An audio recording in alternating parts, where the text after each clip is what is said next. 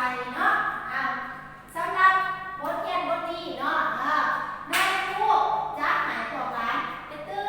ขอที่ยังเหลือ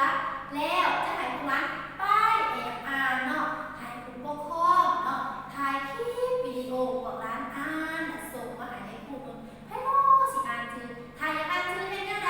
ต้องเปิดคลิปให้ครูเบิ่งเลยนะเถื่อเนาะถามว่าผู้เข้าใจอ่านทำได้เป็นแท้ๆหรือว่าผู้เข้าใจแม่นไหนโทรหาทีเซอร์เด้อโทรมาโดนทีเซอร์จะบอกเราบอกร้านเนาะจะอธิบายให้ฟังเนาะสุดท้ายนี้เนาะเฮ็ดจังได๋ในสุขภาพแข็งแรงต้องมันล้างมือเป็นว่ามันล้างมือใส่สบู่คือที่ผู้พาเฮ็ดจังซี่เนาะแล้วเนาะกิน